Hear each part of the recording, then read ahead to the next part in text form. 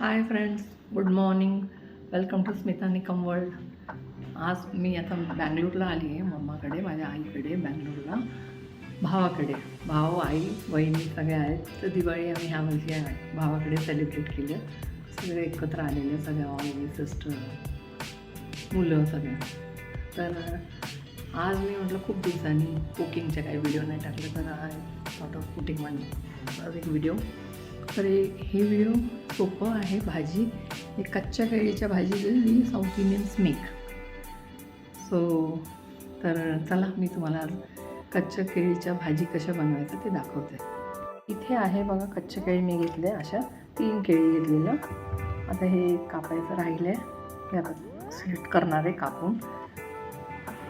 आणि इथे आहे आपलं कच्चे केळी. एक कापून मी हळद पाणीत टाकले, कारण ते काळा पडतात ना, जसं पोटॅटो आपण खूप वेळ कापून बाहेर ठेवले, तर त्याच्यामुळे मी ह्याला हळद पाणी शिजत ठेवलेलं आहे.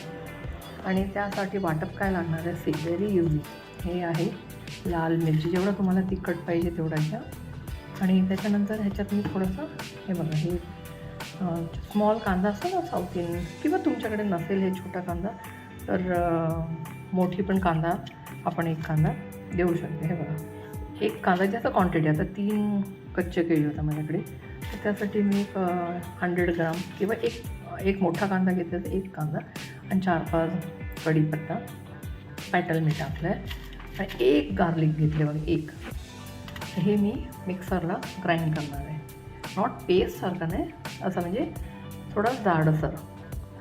आता मी इथे हे स्लिट करायला घेते. तर हे असं स्लिट करणार आहे बघा. पीसेस जसं पोटॅटोचं आपण करतो ना छोटं छोटं, तसं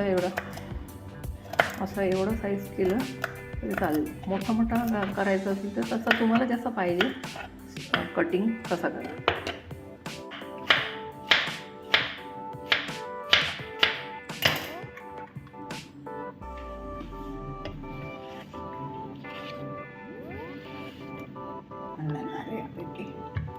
हे असं पाण्यात जरा डीप करून ठेवायचं, जोपर्यंत आपण हे आता मिक्सरला मी जेव्हा ग्राइंड करून घेणार आणि मग पॅनमध्ये फोडणीला घालणार. त्यानंतर हे कापून ठेवलेलं केळी त्या पॅनमध्ये टाकून द्यायचं. बघा, पॅन ठेवले, पॅनमध्ये मी तेल टाकलं आहे. आम्ही South Indians we put coconut oil. तुम्हाला जर तुमच्या जे कुकिंग ऑइल आहे, जे पण आहे तुमच्या, ते तुम्ही यूज करता रेग्युलर, तर ते तुम्ही टाकू शकता. त्या पॅनमध्ये आता मी तेल टाकलं आहे. ह्याला जरा जास्त तेल लागतं ना, तर ते बघा मस्टर्ड टाकलं आहे. मस्टर्ड जसंच ते मस्टर्ड तडका होईल, तर आपण हे बघा, आता मी ग्राइंड करून इथे ठेवले. म्हणजे जाडसर असं एकदम पेस्ट नाही करायचं. हे बघा, तसं मी ऑनियन आणि रेड चिल्ली ग्राइंड करून ठेवणार. काही याचं फुगतं आहे का आता.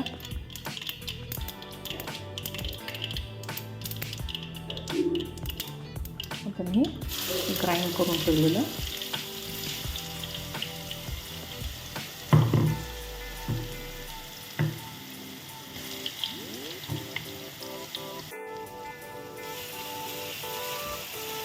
हे थोडा जास्त वेळ थोडं फ्राय करायचं, कारण कच्चा कांदा असतो. कच्च्या कांद्याचा जरा चांगलं फ्राय केलं की ते कच्चं पण निघून जातात.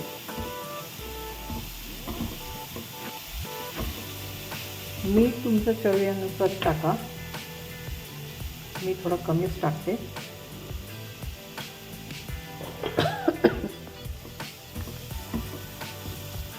आम्हाला थोडा कमी मीठच लागतो, आईला वगैरे.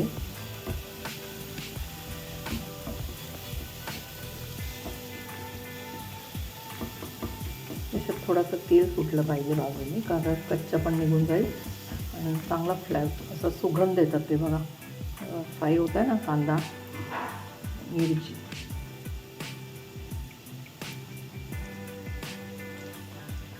बघा, 2 मिनटं थांबा आणि झालं की आपण आता हे जे आपण इथे कापून ठेवलं आहे बघा, असं पीसेसमध्ये कच्चे केळी हे आता मी ह्याच्यात टाकून देणार आहे.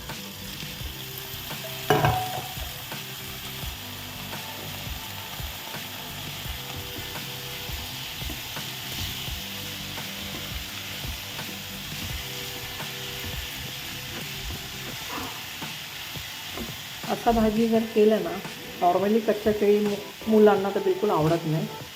मी असं भाजी बनवायला लागल्यापासून मुलं खायला लागली. हे तसं पोटॅटो तुम्ही फ्राय बनवतात ना, तसंच पद्धतीने आहे. पण ह्याला बरेच वेळ असा फ्राय करत राहावं लागतं. नॉर्मली नॉनस्टिक पॅनमध्ये घेतलं तर बरं आहे, नाही तर ते कढईत करपून जाईल, कढईमध्ये भाजी जळून जाईल.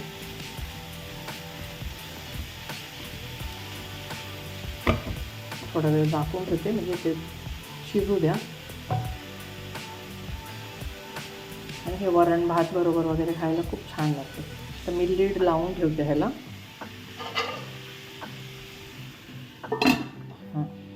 5-5 मिनिटांनी येऊन त्याला उघडून जरा उलटं पलटं करायला पाहिजे भाजी. तर 2-2 मिनटं 3-3 मिनटांनी मी हे बघा हलवत बसली. भाजी शिजत आल्या. पॅनमध्ये आपण केलं की नाही, ते नॉनस्टिक पॅनमध्ये चिटकत नाही. नाही तर भरपूर जास्त तेलामध्ये फ्राय करावं लागतं ते. बघा मस्त एक असा आलू टिक्का बनवतात ना आपण सब्जी, तसंच प्रकारे केळीच्या. एकदा तुम्ही ट्राय करून बघा, एकदम सोप्या पद्धतीने होतात आणि यम्मी लागतात खायला. मुलं माझ्या खात नव्हत्या, ते खायला लागले अशा बनवायला लागल्यापासून. तर कमेंट्समध्ये टाका भाजी बनवून झाल्यावर कसं लागलं तुम्हाला हे भाजी. तयार झालं आहे almost 90%. Thank you for watching Smita Nikam channel. If you like my sabji, like, subscribe and comments. Thank you for watching my channel.